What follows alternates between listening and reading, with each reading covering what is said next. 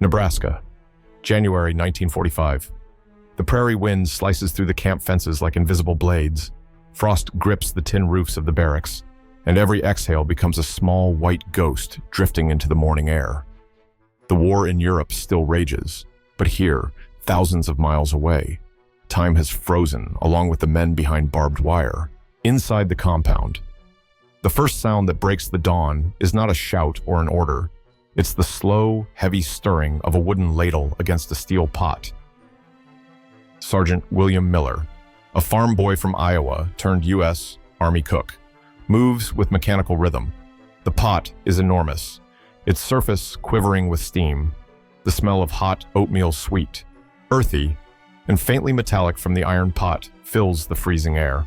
A group of German prisoners watches from across the yard. Their uniforms are faded, their boots cracked, their eyes sharp with pride disguised as humor. One of them, Lieutenant Otto Reinhardt, a tall man with a scholar's jawline, snickers, Americans.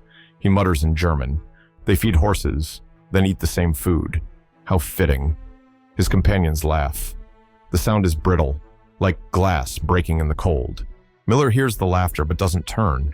His gloved hands keep stirring. When he finally speaks, it's quiet, like a man talking to the fire itself. The horse lives through winter, he says without looking up. For a moment, no one replies. The German laughter dies, replaced by the soft hiss of boiling oats. A crow caws overhead, wings flashing dark against the pale sky. Reinhardt looks away first, tightening his coat as if suddenly aware of the wind. Narration slows, almost whispering. In war. Mockery is armor. It protects the ego when everything else is stripped away: medals, command, homeland. But sometimes, the smallest thing's a bowl of hot porridge. A stranger's quiet answer can slip beneath that armor. A gust of wind scatters ashes from the stove across the snow, gray flakes melting into white. The smell of oatmeal grows stronger, richer. The prisoner's eyes follow the steam rising from the pot, tracing it upward into the cold blue. For the first time, they feel hunger, not just in their stomachs, but in their pride. The camera lingers on Miller's hands, stirring slowly, rhythmically, almost prayer-like. His breath fogs the air. Behind him, the American flag flaps faintly, its fabric stiff with frost. The narrator's voice returns, deeper now. They laughed because they needed to feel superior, but the laughter would not last long. Winter has a way of teaching humility one bowl at a time. A bell rings from the mess hall. The guards call out in English, then repeat in German, "Breakfast line up." The prisoners move, reluctant but curious. In their eyes, still proud, still defiant, there is a flicker of something new. Not respect yet. Just the first crack in certainty. If you value stories like this, don't forget to like and subscribe. It helps preserve forgotten chapters of history. And then, softly. Where are you watching from tonight, and what time is it there? Archival footage fades in black and white reels of long American breakfast lines from the 1930s. Men in work shirts, women in aprons, children in patched coats.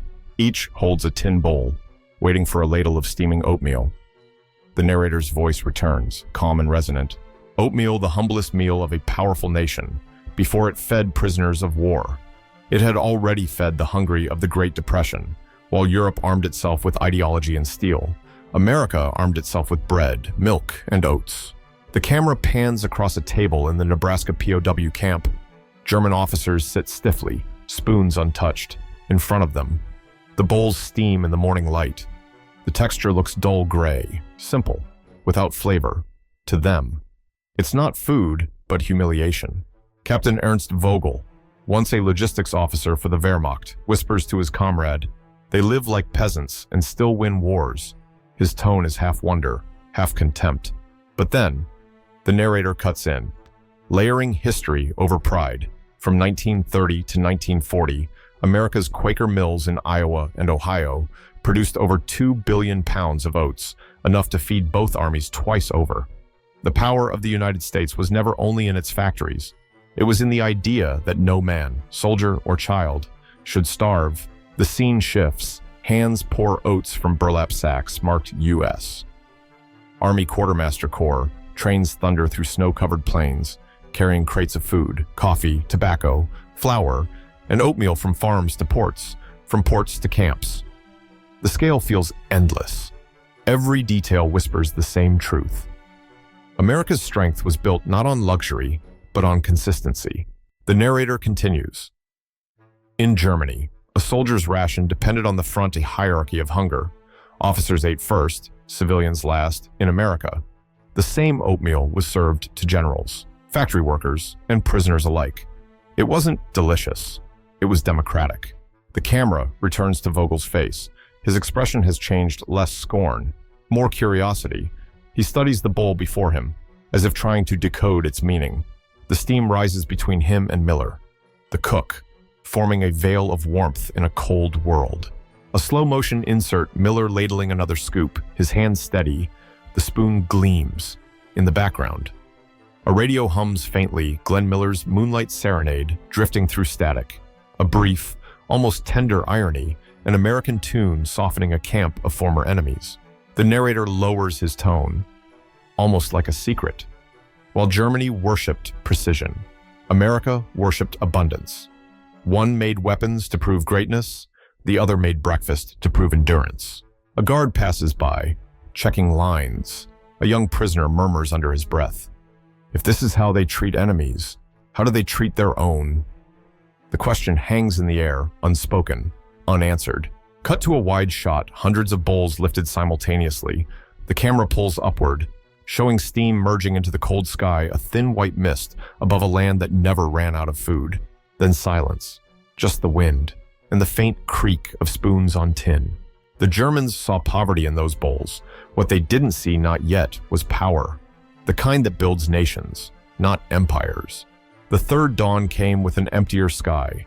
The snow had crusted overnight, a sheet of dull white reflecting the pale Nebraska sun. In the camp, silence reigned, the kind of silence that no amount of military discipline could impose. It was the silence of hunger. Into Barrack 14, the prisoners stirred slowly. The wind moaned through the cracks, and the air smelled faintly of dust and metal. Lieutenant Otto Reinhardt lay on his bunk, staring at the ceiling. His stomach cramped so sharply that he pressed a fist against it. Around him, men coughed, muttered, and rolled over with the soft rasp of blankets made from army canvas. Someone whispered from a corner, half joking but hollow, "I'd eat horse feed now, if they'd give it."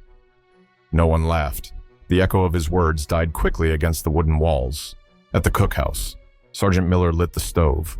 The fire sputtered, then roared. He poured a new batch of oats into the kettle, the grains hissing as they touched boiling water. The sound was almost musical, tiny, popping sounds, like rain on tin. The smell rose quickly, warm, nutty, comforting. It drifted out through the open vents, across the yard, slipping beneath the barrack doors. The prisoners lifted their heads one by one, like wolves catching a scent. Even Reinhardt closed his eyes for a second, ashamed of how his mouth watered. Outside, a thin, golden light broke through the clouds. The steam rising from the cookhouse shimmered in that light, turning into a soft, golden mist. A U.S. corporal carried buckets across the yard. The prisoners lined up without being told. No laughter now, only the crunch of boots on snow. They moved slowly, their breath fogging the air. Narration deepens, slow and cinematic. In war, pride is a uniform. Hunger strips it away. By the third day, the body no longer remembers ideology, only warmth, scent, and the promise of a full stomach. Miller began serving, one ladle per man.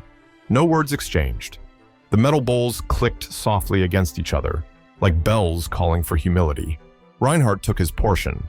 The steam fogged his glasses. He looked down. It was the same porridge he had mocked 2 mornings before. But now, the smell was irresistible. He hesitated only a moment, then took a small spoonful. It burned his tongue slightly, and he flinched not from pain, but from shock. It was simple, but it was alive. A shaft of sunlight broke through the window slats and fell across the line of men eating. For an instant, the camp didn't look like a prison.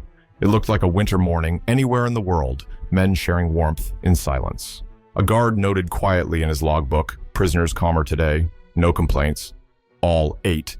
No military triumph could measure that kind of victory, one built not on surrender, but on a full bowl. The first taste of humility often comes disguised as hunger. That morning, as steam rose into the golden air, the German laughter had vanished, replaced by something deeper, almost sacred, gratitude. The steam curled upward like memory. Inside the mess hall, the light was low, filtered through frost-covered windows. Tin bowls clattered softly against wooden tables. Every sound felt magnified: the scrape of a spoon, a quiet cough, the faint creak of benches as hundreds of men sat down to eat. Lieutenant Otto Reinhardt lifted his spoon with hesitation, his fingers trembling slightly from both cold and fatigue. He looked around. Other officers stared into their bowls as if they feared being seen eating it. He forced a smirk, ready to make another cynical remark, but the words never came. He took a small bite. The oatmeal was thick and plain, almost tasteless, yet the warmth slid down his throat like mercy. For a moment he froze, spoon halfway to his mouth. His eyelids fluttered, and the muscles in his jaw unclenched. A breath he didn't realize he'd been holding escaped. The narrator whispers, "For months." He had eaten in mess tents where hierarchy determined even the bread. Now, inside the fences of a foreign land, a nameless cook had fed him without question, without rank. It was not gourmet, it was equality. Across the room, Captain Ernst Vogel lowered his head over the bowl, his posture almost reverent. The steam blurred his face. A guard noticed the change and said quietly to another, "They're quieter today." The other nodded. "It's the heat. Gets to them." Reinhardt took another spoonful, larger this time. It scalded his mouth, but he didn't care. His eyes softened. In his diary that night, he would write, "I do not remember the last time I tasted something hot that did not come with fear." The camera moved slowly across the room from the row of officers to the enlisted men, all bent over their bowls in near silence. Only the faint clinking of spoons and the sound of breathing fill the air. The narrator speaks over the imagery. Slow and reflective, war had taught them to eat with suspicion, to expect deceit even in kindness. But hunger dissolves suspicion faster than reason. When the first spoon touched their lips, the war inside each man paused, if only for a moment. A gust of wind rattled the windows. Outside, the snow was melting around the kitchen drain, steam mixing with frost. The contrast was stark beyond the fence. The land stretched empty and silent. Inside, warmth gathered around the stoves like a living thing. One German private, barely 20, murmured to the man beside him, "It's bland, but it feels human." The words were barely audible, but the man next to him smiled faintly, eyes glistening. Reinhardt closed his eyes and finished the bowl, scraping the last bit with the edge of his spoon. He felt something he hadn't in months: fullness. Not just of stomach, but of self. Sometimes victory isn't in conquest, but in nourishment. The first bite didn't just warm their bodies. It reminded them they were still men, not soldiers, not enemies' men. The camera fades to black on the image of an empty bowl, a trace of steam still rising. The next morning arrived without laughter. The sun rose pale and slow, spreading a dull gold light over the Nebraska plains. Frost still clung to the fences, but inside the camp, something had shifted. The barracks stirred earlier than usual. Men buttoned their coats, straightened their collars, and walked quietly toward the mess hall without being told. There was no mockery now, no sarcastic comments about horse food, only the rhythmic crunch of boots over hard snow and the faint whistle of the wind between watchtowers. Even the guards noticed it, the strange calm that had settled where pride once roamed. Inside, Sergeant Miller worked in silence. His motions were the same as always: pouring, stirring, ladling, but his face carried a gentler stillness. He no longer heard jeers from the prisoners waiting outside. Instead, he heard something unfamiliar: patience. The door opened. The first German stepped in, then another, then dozens. Each carried his tin bowl like a ritual object. The line moved slowly, quietly. No words passed between them and the Americans behind the counter. Reinhardt stood halfway in line, his face unreadable. But when his turn came, he looked Miller in the eye for a second. The two men simply regarded one another, one in a faded Wehrmacht coat, the other in a U.S. Army jacket worn thin by the stove's heat. Miller nodded once, and Reinhardt nodded back. No salute, no words, just acknowledgement. They ate together in near silence. The sound of spoons scraping bowls replaced the old laughter. Each man bowed slightly over his meal, steam rising around their faces. It wasn't solemn, it was peaceful. The narrator's voice settles, slower, deeper. This was the first breakfast in the camp not ruled by pride. No one cheered, no one boasted, and yet, in that quiet, something unspoken passed between the defeated and the victors, the understanding that hunger makes equals of all men. Near the stove, an older American guard, Corporal Hughes, added another log to the fire. His hands were rough, his knuckles red. He looked out across the rows of prisoners and murmured, "Never thought I'd see Germans eat in silence." Behind him, Vogel, the logistics officer, finished his bowl and stood. Instead of turning away, he walked back to the serving line. Miller looked up in surprise. Vogel hesitated, then gave a small nod, a restrained, almost awkward gesture of thanks. He returned to his seat. Narration continues softly. One gesture, smaller than a salute, carried more weight than victory parades. Gratitude, spoken without a sound, bridged a gulf deeper than oceans. For a long moment, the camera lingers on that simple image, rows of men eating in silence, smoke and sunlight merging in the air, the clang of spoons fading into the sound of a distant train whistle, then a slow fade to black. In war, respect rarely survives the first shot. But here, amid steam and hunger, it returned not through treaties or speeches, but through a warm bowl shared between enemies. The winter of 1945 dragged on, but the camp had changed. What began as mockery and defiance had settled into quiet routine. The prisoners no longer had to be herded to breakfast. They came on their own, each man carrying his tin bowl, lining up in the brittle morning air before the bell even rang. Archival photos flicker across the screen, rows of German POWs shoveling snow, building fences, repairing vehicles. Narration overlays softly. Across America, over 370,000 German prisoners lived behind wire from Texas to Wisconsin, from the Carolinas to the plains of Nebraska. They were fed, clothed, and given the same rations as U.S. troops. Not one died of starvation in war's arithmetic. That number alone was a miracle. In the Nebraska camp, the smell of oatmeal had become the scent of morning, a language without words. When the pot boiled, even the crows gathered near the cookhouse, circling the chimney where the steam rose like prayer. Reinhardt often volunteered to help in the kitchen now. He worked beside Miller, silent at first, but gradually learning the rhythm, how to stir without burning the bottom, how to judge thickness by the way the spoon turned. Sometimes Miller would pass him the ladle without speaking, and Reinhardt would nod in understanding. One morning, while washing the empty pot, Reinhardt found himself smiling faintly. He said in English, halting but clear, "You feed us same? Every day?" Miller shrugged, still stirring. "Keeps you alive? That's the job." Reinhardt looked at him, then replied quietly, "It's more than that." Narration deepens. Oatmeal had become more than food. It was a bridge. Every bowl said the same thing, that mercy need not be loud to be powerful. A letter appears on screen, handwritten in faded blue ink, an excerpt from a real POW correspondence preserved in archives. "I once laughed at the Americans' breakfast. Now, I wait for it.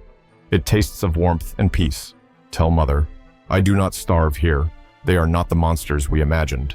The voiceover pauses, letting the words sink in. The background score slows to a single piano note, steady and haunting.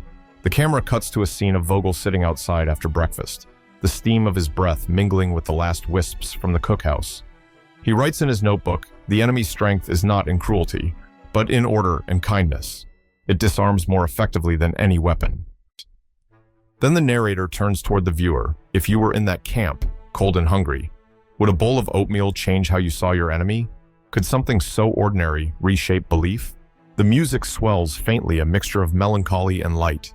Inside the kitchen, Miller hands Reinhardt a mug of coffee. Reinhardt hesitates, then raises it slightly, not in toast, but in gratitude. Miller nods once, the gesture of a man who has no words left for what's already understood.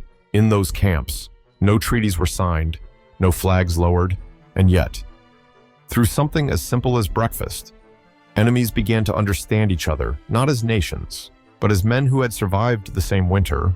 Spring came late to Nebraska in 1946. The snow melted reluctantly, revealing muddy paths between barracks and young blades of grass pushing through the thaw.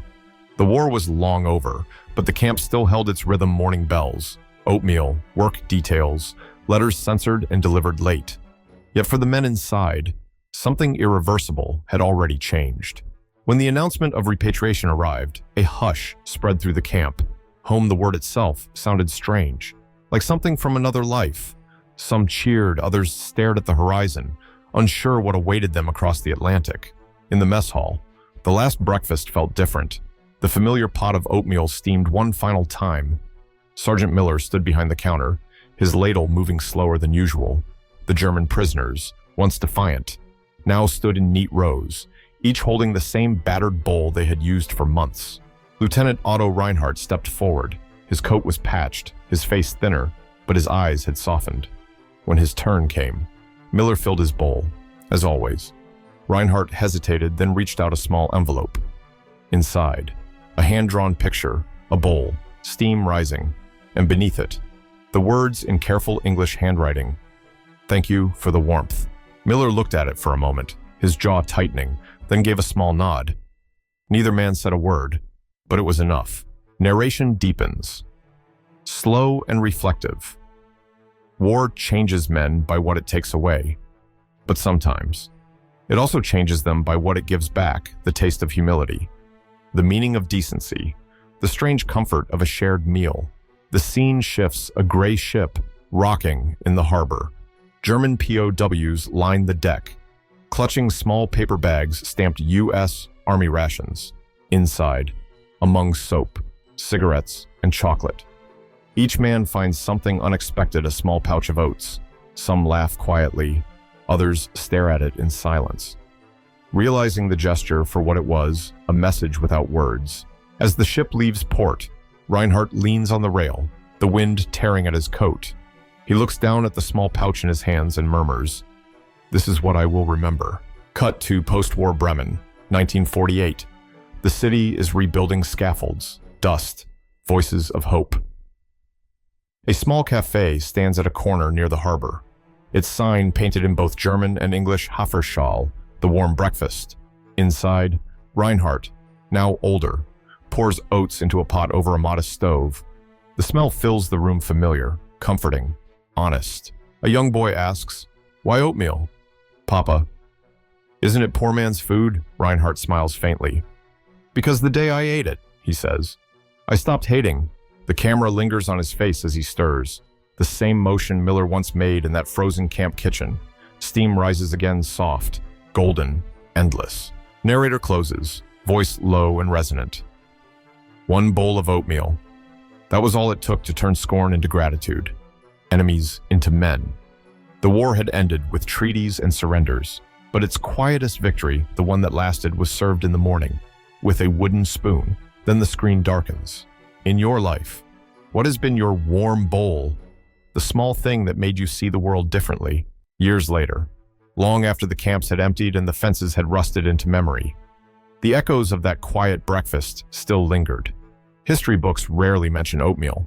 They speak of tanks, treaties, and generals, but in the private recollections of men who once wore enemy uniforms, it was not the roar of battle they remembered, it was the sound of a spoon against a metal bowl, and the faint warmth that followed.